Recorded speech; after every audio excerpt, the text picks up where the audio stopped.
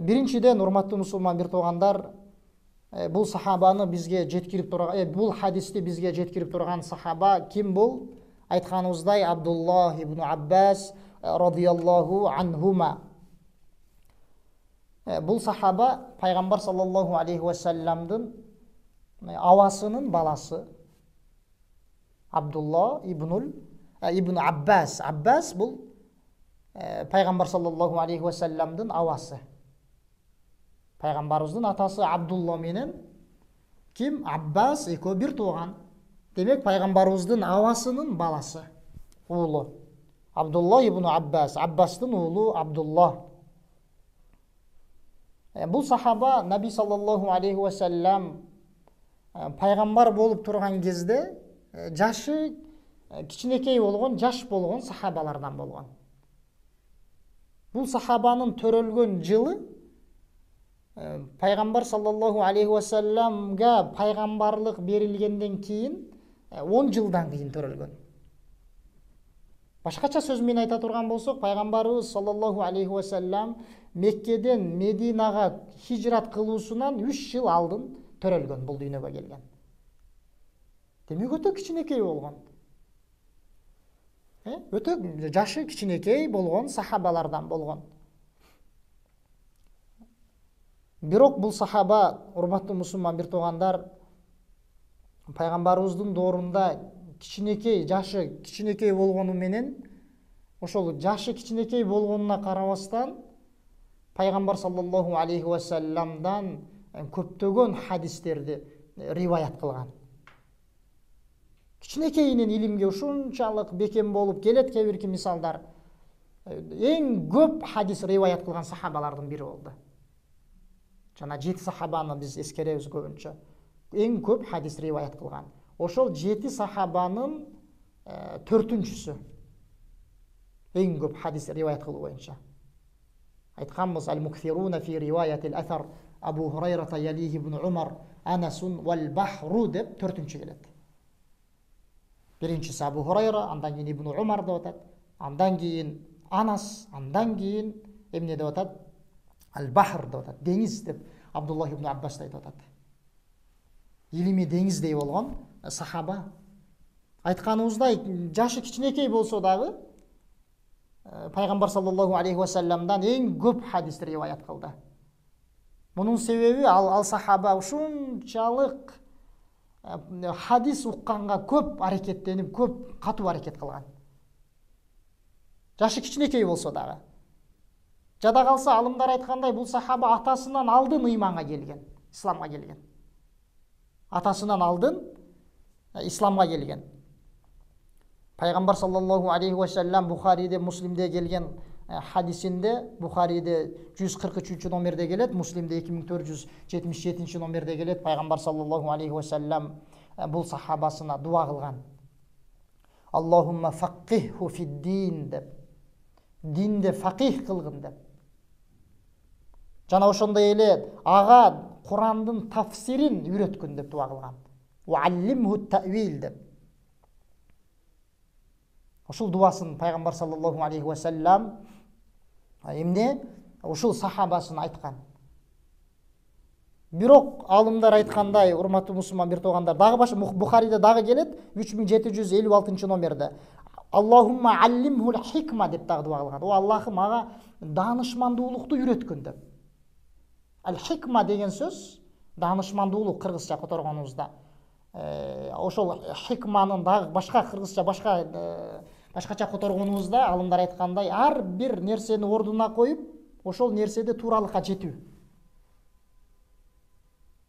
Демек пайгамбар саллаллаху алейхи ва саллям бул сахабасына ушундай дагы дуасын кылган. Бирок урматтуу мусулман бир туугандар, алымдар айткандай, бул сахаба Абдуллах ибн Аббас радияллаху анхума пайгамбарыбыздын жанакындай дуаларына таянып алданып кеткен эмес. Мага пайгамбар ушундай дуасын айткан, керек болсо деп туруп сахабалар кандай бир сөздөрдү айтып, же ошонун артынан кандайдыр бир туура эмес амалдарды жасап андай кылган эмес. Тескерисинче бул сахаба пайгамбар саллаллаху алейхи вассалам бул дүйнөдөн өткөндөн кийин өзүнүн улуу сахабалардын артынан калбай илим алып жүргөн. Келгиле деп пайгамбардын сахабалары азыр өтө көп, ошолордон илим алалы деп артында жүргөн. Ахбарларда келет, бул сахаба жада калса кээ-бир өзүнүн улуу сахабалардын үйүнүн алдында, эшигинин алдында ошол жерге жатып алчу дейт, күтүп. Ошол сахаба чыкканда мен ошондон бирдеме үйрөнөм, бир нерсе сурайм, динди үйрөнөм, хадис үйрөнөм, аят үйрөнөм деп ошол сахабанын үйүнүн алдында, эшигинин алдына жатып алчу дейт, күтүп. Ушунчалык деңгээлде илим алган. Алымдар айткандай, биз сыяктуу же болбосо кээ-бир адамдар сыяктуу бул азгырылып, пайгамбарыбыздын жанакы дубасын айтканыбызда илим албай, же ушул сыяктуу мындай нерселерди кылган жок дейт. Бизде мисал үчүн ушундай, мисал үчүн пайгамбар саллаллаху алейхи вассаламды түшүмдө көрдүм, пайгамбарыбыздын мен түшүмдө пайгамбардын кабырынын алдында турган экенмин, анан аны мен чоң шейхтерге айткан болсом, ал шейхтер мага монтип жооруп берди деп туруп, андай бир кандайдыр бир өзүн адамдарга кабылдатыш үчүн андай сөздөрдү айткан эмес. Көрдүңүздөрбү? Мисалы пайгамбар саллаллаху алейхи вассаламды түшүңдө көрсөң дагы, ал нерсе сени эч кандай актабайт. Ал пайгамбар саллаллаху алейхи вассалам эч бир түшүндө айткан жок. Ким мени түшүндө көрсө, мисалы, ал адам мондай, же анын бардык сөздөрү туура деп айткан жок антип. Көрдүңүздөрбү? Биздин тууралыгыбыз ошол пайгамбарыбыздын сүннөтүнө ээрчүүдө билинет. Ошол пайгамбардын сүннөтүнө ээрчип атасыңбы? Демек сен кубана бер. Болду. Ал түшүңдө көрсөң, көрбөсөң деле. Анан ал түшүңдө көргөнгө аракет кыл деген дагы эч кандай далилдер жок. Мисалы, мен пайгамбар саллаллаху алейхи вассаламды түшүмдө көрсөм экен деп, ооба, эгерде чындап сен сүннөттүн үстүндө болуп, пайгамбарыбыздын өзүн ошол дал ошол сыпаттарындай көргөн болсоң, альхамдулилла. Ал эми бирок ага азгырылып, анын артынан пайгамбардын сүннөтүнө каршы чыгып, каршы турган болсоң, ал эч кандай пайда бербейт. Ошон үчүн бул сахаба Абдуллах ибн Аббас радияллаху анхума пайгамбарыбыз бул сахабасына дуа кылып койсо дагы, пайгамбардыкы дуасы кабыл болгон. Кабыл болгондой бул сахаба ошончолук үммөттүн эң аалым сахабасы болду. Тафсирде, Куран тафсиринде ушунчалык эң күчтүү, мындайча айтканда, тафсир илиминде адис сахабалардан болду. Пайгамбарыбыздын жанакы дубасынын себебинен. Айтканыбыздай, ал дубага таянып алган жок, балким эмне кылып атат? Жашынын кичинекейлигине карамастан, пайгамбар саллаллаху алейхи вассалам бул дүйнөдөн кайтканга чейин илим алып, пайгамбарыбыздан андан кийин улуу сахабалардан илим алды.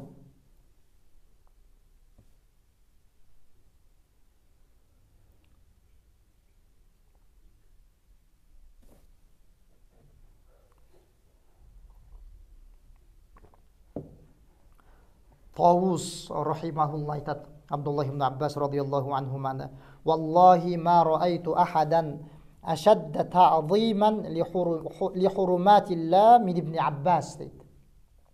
Тавус рахимахулла айтат: "Мен Аллахтын дининдеги урматталган ошондой бир ыйык нерселерди, буга баары кирет.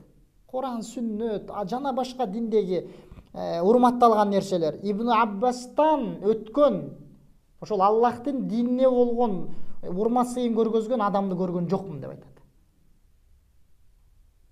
Көрдүңүзбү? "Валлахи лау ашау иза закартуху ан абкия лабакайт" деп атат. Мен эгерде Аллахка ант ичем деп атат. Эгер мен аны айтууну кааласам, айта турган болсом, аны ыйлап дагы, мисалы, айтып берет элем деп атат да. Шунчалык сахаба болгон деп атат. Умар радияллаху анху баарыбызга белгилүү, бул сахабаны чоң улуу сахабалар менен бирге ар дайым алдында, жанында олтургузуп жүрөт эле.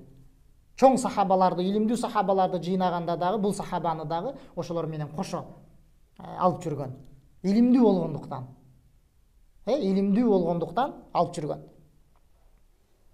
Күндөрдүн биринде Бухариде келет 4294 номерде. Умар радиаллаху анху чакырат жанакы сахабалар менен бирге. Ошондо Ибн Аббас радиаллаху анхума айтат, мени аларга таанытып коеюн деп чакырды окшойт дейт. Ошентип анан Умар радиаллаху анху жанакы чогулган сахабалардан сурайт. Курандагы إذا جاء نصر الله والفتح ورأيت الناس يدخلون في دين الله أفواجا. Ушул сүрөнүн аягына чейин окуп туруп, ушул сүрөнүн тафсири, мааниси кандай деп ошол сахабалардан сурайт.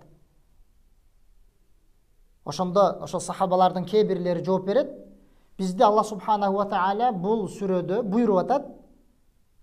Эмне нерсеге ал затты улуулап, жана ал затка истигфар айтуубузду бизге буйрук берип атат. Эгерде Аллах бизге жардам берип, жана бизге ачылыштарды, исламий ачылыштарды бизге буйруган болсо, ушул нерсеге бизди буйруп атат дейт. Көп тасбих айтып, жана истигфар айтканга дейт. Кээ бирлери билбейм деп айтат, мааниси кандай дегенде. Ошондо Умар радиаллаху анху Абдуллах ибн Аббастан сурайт, сен эмне дейсиң деп. Кандай дейсиң бул сүрөнүн мааниси жөнүндө дейт. Ошондо бул сахаба айтат, бул сүрөдө Аллах субханаху ва тааля Наби саллаллаху алейхи ва салламдын бул дүйнөдөгү өмүрү бүтүп, ажалы жакындап калганынын кабарын берип атат дейт. Аллах таала бул сүрөдө пайгамбардын ажалы жакындап калганынын кабарын берип атат деп түшүнөт. Анткени Аллахтын жардамы келип, бүт ачылыштар болуп, ушундай авалга жете турган болсо, демек дин толуктанып, пайгамбар бул дүйнөдөн кетет экен деген маанини түшүнүп атат. Көрдүңүзбү? Ида жаа насруллахи вал фатх фатху Макка фазалика аламату ажалик фасаббих бих. Ошондо Аллах субханаху ва тааля айтып атат. Ошондо Аллах субханаху ва тааля айтып атат, эмне деп атат? Эгерде сага Аллахтын жардамы келип, жана ошондой эле ачылыштар боло турган болсо, сен фасаббих бихамди раббика вастагфир. Ал затка истигфар айткан, жана ал затты аруулагын деп Аллах таала айтып атат. Демек бул окуядан дагы биз бул сахабанын ушунчалык илимдүү сахаба болгонун билебиз. Эми биз урматтуу мусулман бир туугандар, ушул сахабанын же болбосо дагы башка сахабалардын ушундай бир өмүр баяндарын айткан убакытта биз үчүн бул жөн эле маалымат эмес, балким биз ошолордун илимин алышыбыз керек. Ошол илим, булардын илиминен алынбаган, булардын илиминен айтылбаган илим ал илим болуп эсептелбейт. Анткени булар ошолор Куран сүннөттү үйрөнгөн сахабалар мынакей. Кандай илим алган, пайгамбар саллаллаху алейхи ва саллям кандай дуа кылып койгон? Көрдүңүздөрбү? Биз ошон үчүн илим ээлери ар дайым бир нерсе айта турган болсун, же андан алдын окуй турган болсун, ушулардын илимин окуу керек. Ошол илим болуп эсептелет. Ал эми Куран сүннөттөн айтпай, же сахабалардын сөздөрүнөн айтпай, жөн эле бир элдерди кандай болбосун элдерге жага турган, же кыскасы бул Куран сүннөттөн сахабалардын сөздөрүнөн узак болгон сөздөрдү айтуу, бул илим болуп эсептелбейт. Ошон үчүн алымдар айткандай, Ал-илму каля Аллаху ва каля Расулуху каля сахабату хум улул ирфани дейт Ибнул Каййим рахимахуллах. Илим деген бул эмне десе, илим деген бул Аллах айтты деп айтып турган болсо, пайгамбар айтты деп айтып турган болсо, жана сахабалар айтты деп айтып турган болсо, ушул илим. Ошол илим. Көрдүңүздөрбү? Ошон үчүн биз булардын өмүр баянын билген кезде, алардын ошол илимине, Куранда баланча сахаба эмне деген экен, алар кантип түшүнгөн экен, кантип амал кылган экен, хадиске алар кандайча амал кылган экен, ошолорду биз алышыбыз керек. Ошол амал болот, ошолордун сөзү сөз болуп эсептелет, урматтуу мусулман бир туугандар. Болбосо мен бирдемени айтышым мүмкүн. Менден дагы башкасы дагы башка бир нерсени айтышы мүмкүн өзүнүн оюнан. Жок, андай эмес, ал илим болуп эсептелбейт. Илим ошол сахабалардан келген илим болуп эсептелет. Демек, урматтуу мусулман бир туугандар, бизге бул сахаба мына ушундайча өмүр таржымалы менен белгилүү, кыскача болсо дагы